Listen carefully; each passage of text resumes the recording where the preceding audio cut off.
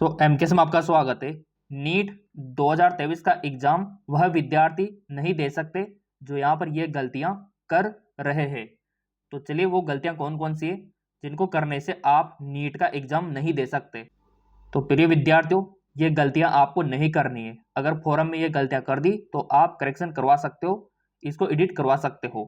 तो यहाँ पर देखो, नीट यूजी एप्लीकेशन फॉर्म आपकी स्टार्ट है और इस बार नीट यूजी का फॉर्म अगर यहाँ पर देखो हो गई गलती तो नहीं दे पाओगे परीक्षा, सिंपल सी बात है।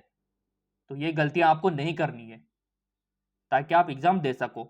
तो ब्रीफली न्यूज यहां पर देख लो। छात्रों के लिए निकल कर आइए बड़ी खबर। जैसा कि आपको पता है कि एग्जाम तो आपका 7 मई को है, फॉर्म आपके 6 मार्च से शुरू है, ठीक है, ये आपको पता है। अब बात आती है कि कौन सी गलती आपको नहीं करनी है।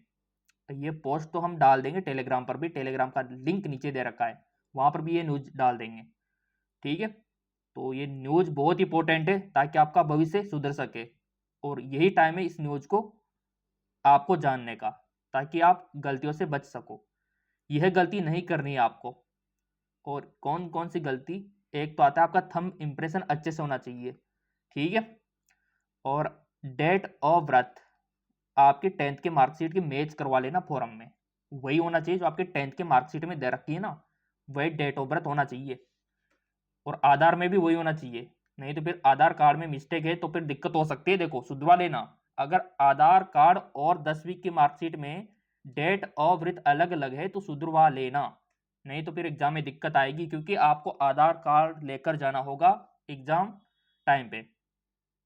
अब यहाँ पर बहुत सारी, जैसे कि आप देख पा रहे, यहाँ पर देखो आप,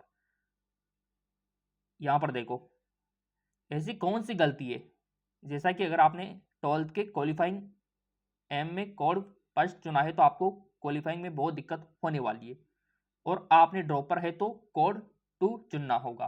तो ड्रॉपर के लिए भी यहाँ पर ऑप्शन दे रखा है, वो तो साइबर कैफ वाले बता देंगे, चिंता आपको नहीं करनी है। और भी देख लो यहाँ पर कुछ सावधानियां, जैसे कि आपका रेसेंट पासपोर्ट साइज फोटो होना चाहिए, आपके जो साइबर कैफ वाले हैं उन्होंने बता दिया होगा। और डेट ऑफ बर्थ लिखा होना चाहिए, अगर लिखा हुआ है तो अच्छी बात है, आपके पासपोर्ट साइज जो फोटो होता है नीचे डेट ऑफ बर्थ है तो अच्छी बात है, उसमें शो हो रहा है तो।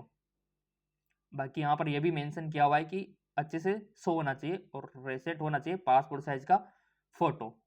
तो ये बेसिक जानकारियां हैं जो कि आपके पास होना चाहिए। पहला तो डेट ऑफ बर्थ का ध्यान रखना, जो 10वीं की मार्कशीट में बस वही होना चाहिए और आधार कार्ड में भी वही होना चाहिए।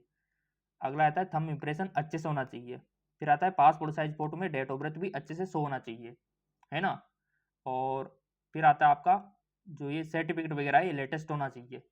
तो ये कुछ बेसिक जानकारियां हैं। बाकी आधार कार्ड का तो थोड़ा ध्यान रखना, आप सुधरवा लेना। बाकी आपको पता है क्रैश कोर्स लॉन्च हो चुका है, ज्वाइन कर सकते हो। इसके लिए आप एमकेएस एकेडमी एप्लीकेशन डाउनलोड कर सकते हो, बहुत ही अच्छा ऐप है। लिंक इसका डिस्क्रिप्शन में दे रखा है, वहां से भी डाउनलोड कर सकते हो चाहो तो। और यहाँ पर कोचिंग करनी है तो आप इन पर व्हाट्सअप भी कर सकते हो ताकि क्रैश कोर्स आप कर सको यहाँ पर किसी का भी, चाहे नीट का हो, चाहे बीएस नर्सिंग का हो, जेएनएम का हो, एएनएम का हो। अगर आपको हमारी तरह सिलेक्शन पाना है तो व्हाट्सअप कर सकते हो ऑनलाइन कोचिंग के लिए।